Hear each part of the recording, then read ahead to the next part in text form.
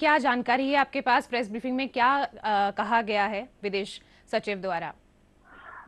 पहले ही कहा जा रहा था कि 6 बजे एमई की तरफ से और रक्षा मंत्रालय की तरफ से संयुक्त प्रेस कॉन्फ्रेंस होगी, जी। लेकिन 6 बजे से पहले ही विदेश सचिव के द्वारा बहुत ही संक्षिप्त रूप से ये जानकारी दी गई है कि शाम को 5 बजे से दोनों देशों के बीच में सीज फायर लागू हो गया है।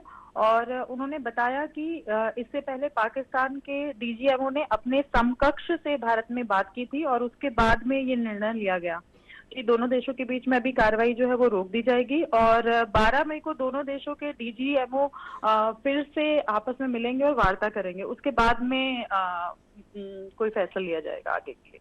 जी, आप कह रहे हैं कि 12 मई को एक बार फिर से बैठक होगी, फिर दोबारा आगे फैसला लिया जाएगा। और कुछ प्रेस ब्रीफिंग में कहा गया हो जिससे कि आम नागरिक भयभीत ना हो और कुछ पैनिक ना हो और नहीं, उसके लिए कुछ अभी निर्णय रहे? जो प्रेस ब्रीफिंग है वो उन्होंने बहुत ही संक्षिप्त तौर पे सिर्फ ये जानकारी दी है कि आज शाम 5 बजे से ही सीज फायर लागू हो गया है। तो अभी दोनों देशों की तरफ से ही, क्योंकि ये सीज फायर लागू हो गया, तो जी। अब किसी को भी घबराने की जरूरत नहीं है।